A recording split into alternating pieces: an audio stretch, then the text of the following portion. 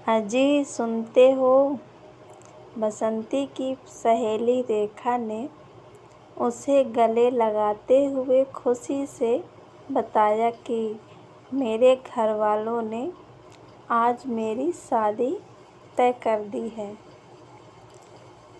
अब क्योंकि तुम ही मेरे सबसे करीब हो तो इसीलिए शादी के सफ़र को रंगीन और हसीन बनाने के लिए तुम्हें ही मेरी मदद करनी होगी। बसंती ने कहा कि मुझे तो जो कुछ कहेगी मैं कर दूंगी, लेकिन एक बात मुझे अभी से समझा देती हूँ कि शादीशुदा जिंदगी के सफ़र में खुशियाँ कम और कांटे अधिक होते हैं। रेखा ने बसंती से कहा कि देखने में तो आप दोनों पति पत्नी बहुत खुश दिखाई देते हो, फिर भी ऐसी अजीब से बातें क्यों कर रही हो? मैं तो अब कभी तुम्हारे घर आती हूँ, तुम बड़े ही प्यार से अपने पति को एजी ओजी कहकर बुलाती हो। बसंती ने रेखा से कहा कि पति पत्नी के रिश्ते में चाहे कितनी ही अनबन क्यों न हो, लेकिन दूसरे लोगों के सामने हर औरत पति को ये गधे या ओ गधे कहकर तो नहीं बुला सकती। इसलिए हर औरत अपने पति को एजी ओजी कहकर बुलाती है। रेखा ने बसंती से कहा कि क्या तुम्हारे घर वालों ने शादी से पहले जीजा जी के बारे में अच्छे से जांच पड़ताल नहीं की थी? बसंती ने जवाब दिया कि घर वालों ने तो सब कुछ किया ही था। मैंने भी कई प्रकार के व्रत और पूजा की थी। अपनी मौसी के कहने पर मंत्रत नाम की एक नदी में बहुत सारे पैसे भी डाले थे ताकि मेरी शादी किसी अच्छे से लड़के से हो सके। रेखा ने हैरान होते हुए पूछा कि फिर क्या हुआ?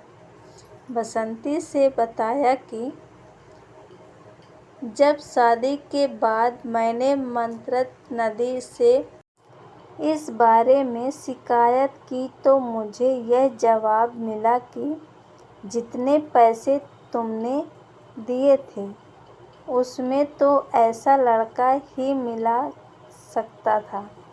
अभी ये दोनों सहेलियां बातें कर ही रही थी कि बसंती का पति वीरू दारू के नशे में टुन्न होकर झूमता हुआ घर में घुसा। दरवाजे पर बसंती के हाथ में झाड़ू देखते ही वीरू उससे बोला कि डार्लिंग, क्या बात है? आज अभी तक तुम्हारा काम खत्म नहीं हुआ? अब जल्दी से ये झाड़ू वगैरह छोड़ो और मेरे लिए खाना बना दो। बहुत ज़ोर से भूख लगी है।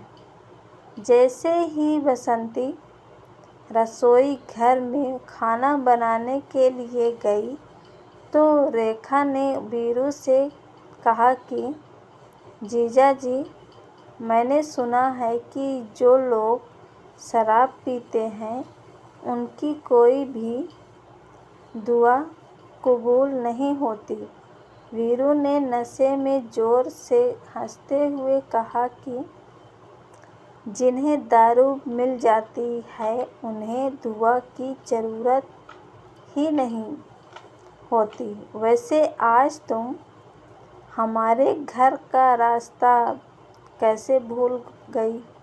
रेखा ने मिठाई का डिब्बा वीरू की तरफ बढ़ाते हुए कहा कि आज मेरी सगाई हुई है, उसी की मिठाई आपके लिए लेकर आई थी। वीरू ने रेखा से कहा, अगर सच में अपना जीजा मानती हो तो आज अपने हाथ से मिठाई खिलाओ। रेखा ने वीरू से कहा कि जीजा जी, मैंने तो अभी तक यही देखा है कि एक पत्नी के रहते हुए दूसरी लड़कियों से दोस्ती करना शादीशुदा जिंदगी में बहुत बड़ी मुसीबत पैदा कर देती है।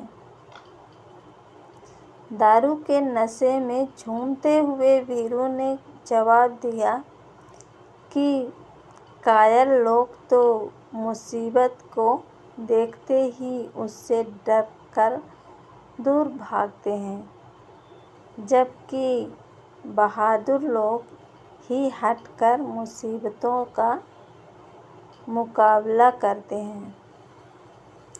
अभी इन दोनों में बातचीत चल ही रही थी कि बसंती वीरू के लिए खाने की थाली लेकर आई। खाने की थाली को देखते ही वीरू जोर से चिल्लाया कि आज खाना तुम्हारी बूढ़ी मौसी ने बनाया है। पास बैठी रेखा ने कहा कि जीजा जी, यह तो कमाल हो गया, आपने अभी थाली में पड़े हुए खाने को हाथ भी नहीं लगाया, और आपको कैसे मालूम हो गया कि खाना बसंती ने नहीं मौसी ने बनाया है? वीरू ने कहा कि कल तक खाने में काले बाल दिखाई देते थे, आज ये देखो थाली में सफ़ेद बाल नजर आ रहे हैं। रेखा ने वीरू के गुस्से को थोड़ा ठंडा करते हुए उससे कहा कि मेरी सहेली बसंती आपसे हर समय प्यार से बात करती है और आप उसे हर समय डांटते रहते हो। वीरू ने कहा कि तुम्हें किसने कह दिया कि बसंती मुझे प्यार से बुलाती है? हाँ, जब तुम हमारी नई नई शादी हुई थी उन दिनों यह ज़रूर जानू जानू कहती थी। कुछ समय बाद इसने एजी ओजी कहकर बुलाना शुरू कर दिया। उसके बाद तो यही सुनने को मिलता है, अजी सुनते हो? मुझे तो लगता है कि और कुछ दिनों बाद यह मुझे इस तरह से बुलाया करेगी कि ओ कहाँ मर गए हो, इतनी देर से पप्पू तुम्हारी जान को रो रहा है। रेखा ने बात को हंसी मजाक में टालते हुए कहा कि किसी ने सच ही कहा है कि पति की जिंदगी सुधारने के लिए एक पत्नी का होना बहुत ज़रूरी है। वीरू ने उसे रोकते हुए झट से कहा, लेकिन तुमने शायद यह नहीं सुना कि एक पत्नी को सुधारने के लिए सारी जिंदगी भी कम है। रेखा ने वीरू को कहा, यदि तुम दोनों एक दूसरे को बिल्कुल पसंद नहीं करते थे तो फिर शादी क्यों की? वीरू ने कहा कि तुम्हारी सहेली बसंती के बारे में तो मैं कुछ नहीं कह सकता, लेकिन मैंने तो मजबूरी में तुम्हारी सहेली से शादी की थी। रेखा ने कहा कि कैसी मजबूरी थी जो आपको ये शादी करनी पड़ी? वीरू ने जवाब देते हुए कहा कि मैंने तुम्हारी सहेली से वादा किया था कि मैं उसके लिए दुनिया के सारे दुख और तकलीफ़ें झेल सकता हूँ, बस वो वादा निभाने के लिए मुझे ये शादी करनी पड़ी। रेखा ने वीरू से कहा कि उम्र और तजुर्बे में आप मेरे से कहीं अधिक जानते होंगे, परंतु जहाँ तक मैंने ज़िंदगी को जानने की कोशिश की है तो यही पाया है कि हम अपने आप को हर काम में निपुण समझ कर दूसरों को ठीक करने की कोशिश करते हैं। यह बिल्कुल वैसा ही है जैसा कि हम अपनी शक्ल सूरत को ठीक करने की बजाय आईने को साफ करने लगते हैं। जीजा जी, प्रेम प्यार के बिना हमारा जीवन तो बंजर धरती की तरह होती है। रेखा की बातें सुनकर जॉली अंकल भी वीरू को यही सलाह देते हैं कि यदि आप चाहते हो कि आपकी पत्नी आपको एजी ओजी कहकर न बुलाए तो फिर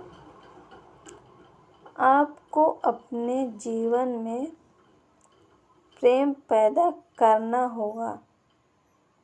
एक बार जब आप दूसरों के प्रति ईर्ष्या और द्वेष के भावना त्याग देंगे तो फिर आपको सदा ही पत्नी की प्यार भरी आवाज़ ही सुनाई देगी।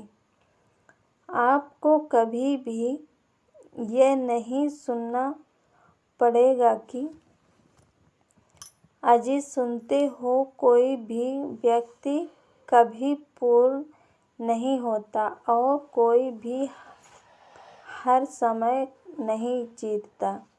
ये कहानी पसंद आए तो लाइक और शेयर ज़रूर करिएगा। अब मिलते हैं अगले कहानी।